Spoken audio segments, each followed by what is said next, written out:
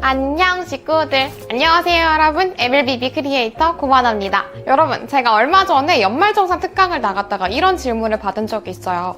강사님, 제가 퇴직연금을 운용하고 있는데 이게 잘 수익이 안 나는 것 같아요 라는 말씀을 하시더라고요. 그래서 제가 그러면 DC형이신 건가요? 라고 물어보니까 DB형? DC형? 그거는 잘 모르겠는데요? 라고 말씀을 하시더라고요. 그래서 제가 그 질문을 받고 나서 DC형과 DB형, 퇴직연금에 대해서 정확하게 모르고 운용을 하시는 분들이 많으시구나 라는 생각이 들더라고요.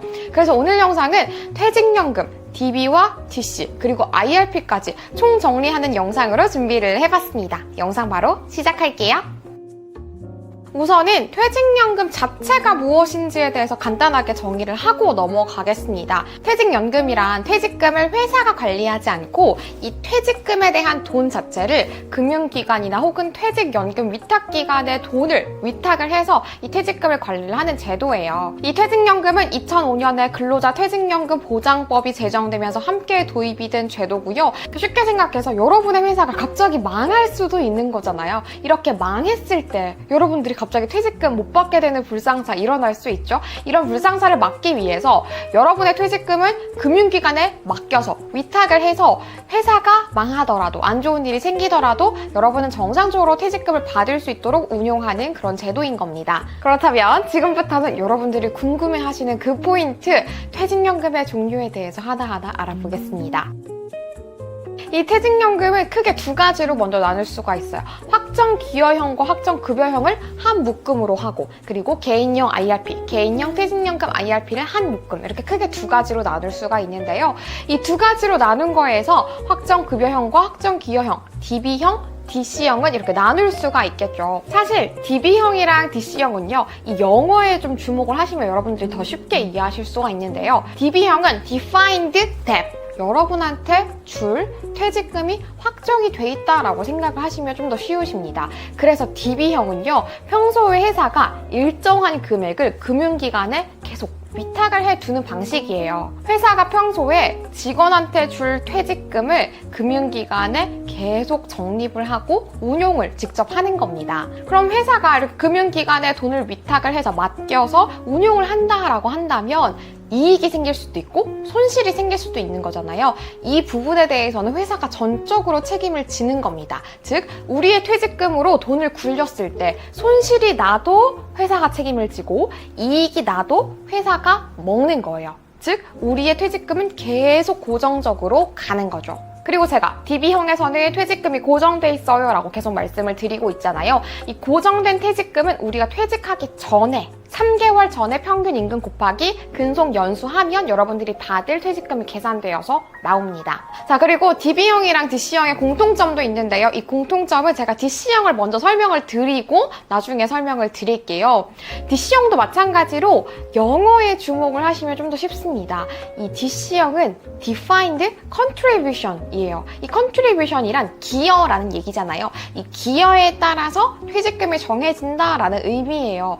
즉, 이 DC형 같은 경우에는 우리가 근로자가 기여를 할 수가 있습니다. 그래서 회사가 금융기관에 일정 금액을 위탁을 해두면 이 위탁한 금액으로 우리가 직접 운용을 할 수 있다라는 얘기인 겁니다. 그래서 근로자가 저는 DC형으로 선택을 하겠습니다 라고 선택을 한 다음에는 회사는 그 직원의 총 임금의 12분의 1 이상을 계속 회사가 거래하고 있는 금융기관에 미리 적립을 하도록 정해져 있어요. 그래서 근로자들은 12분의 1 회사가 미리 적립해둔 돈으로 운용을 하는 거예요. DB형 같은 경우에는 회사가 직접 운용을 하기 때문에 손실이 발생해도 회사 책임이고 수익이 발생해도 회사 책임이다 라고 말씀을 드렸죠. DC형 같은 경우에는 근로자가 운용을 하는 거기 때문에 손익에 대해서 모두 근로자의 책임으로 근로자가 그 책임을 떠안게 됩니다.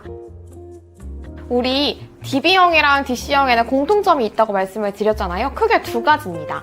DB형을 선택하든 DC형을 선택하든 이 퇴직금을 받게 될 때에는 내가 개인 통장으로 받거나 현금으로 받는 게 아니라 무조건 IRP 계좌로 받도록 되어 있습니다. 그래서 여러분들이 퇴직을 하게 될 때에는 회사에서 그 세금 담당자나 뭐 퇴직금 담당자가 전화가 오거나 메신저가 와서 IRP 계좌 만들어서 그 계좌 만드신 거 통장사본 보내주세요 라고 하실 거예요. 그 IRP 계좌로 의무 이전 되도록 되어 있기 때문입니다. 그리고 두 번째 공통점은 여러분들은 IRP 계좌로 받고 난 이후에는 퇴직연금으로 선택하실 수도 있고요. 일시금으로 받으실 수도 있습니다. 퇴직연금이라는 말은 말 그대로 연금인 거예요. 여러분들이 55세 이후에 여러분들이 받은 퇴직금과 여러분들이 따로 운용한 그 돈을 모두 합쳐서 연금처럼 받을 수 있다라는 얘기인 거고요. 일시금 수령은 한꺼번에 목돈으로 챙겨서 지금 해지하겠습니다 라는 얘기인 거예요. 여러분들이 만약에 저는 연금으로 받겠습니다 라고 하신다면 원래는 여러분들이 퇴직금을 받을 때 퇴직금에 대해서 퇴직 소득세가 부과가 돼요. 근데 이 퇴직 소득세가 연금을 받는 그 순간까지 지연, 이연이 되고요. 만약에 일시금으로 받겠습니다 라고 한다면 따로 세금이 부과가 됩니다. 세금 부분을 설명을 드리기 전에 그렇다면요 고마나님 저는 DB형을 하는 게 좋을까요? DC형을 하는 게 좋을까요? 라고 여쭤보시는 분들을 위해서 제가 정리를 딱 해드리겠습니다. DB형 같은 경우에는 근로자가 신경을 쓰지 않아도 퇴직금이 보장이 되고요. 내가 임금이 오르는 만큼 퇴직금도 오르게 돼 있습니다. 그리고 내가 운용하는 게 아니라 회사가 운용을 하는 거기 때문에 나는 퇴직금의 운용, 재테크에 대해서 전혀 신경을 쓸 필요가 없는 거죠. 그리고 만약에 이 급여의 인상률이 매년 좀 높은 편이다 하시는 분들은 퇴직금도 같이 많이 오르기 때문에 이런 분들은 DB형을 선택하시는 게 훨씬 유리합니다. 반면에 저는 재테크를 좀 알아요. 그래서 제가 회사가 운용하는 것보다 제가 운용하는 게 조금 더 속이 편할 것 같아요. 저는 잘 운용할 자신 있습니다 하시는 분들은 DC형을 선택해서 본인이 운용하시는 게 훨씬 낫습니다. 그리고 재테크를 잘 안다 하시는 분들 뿐만 아니라 임금 상승률이 좀 낮다 하시는 분들 같은 경우에는 어차피 퇴직금도 그렇게 많이 오르지 않아요. 그래서 이런 분들 같은 경우에도 DC형을 선택해서 좀 재테크 공부하신 다음에 내가 운용해서 퇴직금을 좀 불리는 게 더 이득일 수도 있습니다. 자, 지금까지 잘 따라오고 계시죠? 이렇게 차차 정리를 하고 있는데요. 제가 세금에 대해서는 따로 영상을 만들 거여서 우선 이번 영상에서 제가 설명드린 거에 대해서 총정리를 한번 해보겠습니다. 자, 우리가 퇴직연금이 크게 본다면 두 묶음으로 묶을 수 있고 확정기여형과 확정급여형 한 묶음, 그리고 개인형 IRP 한 묶음으로 묶을 수 있다라고 먼저 시작을 했습니다. 그리고 확정기여형과 확정급여형을 다시 두 가지로 나눈다면 확정급여형인 DB형 같은 경우에는 회사가 운용하고 그 책임을 모두 가져가는 것이기 때문에 근로자가 받는 퇴직금은 확정이 돼 있고 DC형과 IRP는 운용을 해야 되는 거기 때문에 운용에 따라서 퇴직금이 달라질 수 있다라고 정리를 했었습니다. 그리고 DB형과 DC형은 퇴직을 하고 나면 일괄적으로 의무적으로 IRP 계좌에 이 돈이 모두 이전되도록 되어 있고요. 이전을 한 다음에 이 IRP 계좌에 들어있는 상태에서 여러분들이 저는 퇴직연금으로 연금처럼 받겠습니다. 저는 지금 당장 돈이 필요합니다. 일시금 수령을 하겠습니다. 이 둘 중 하나를 선택을 하시면 되는 겁니다.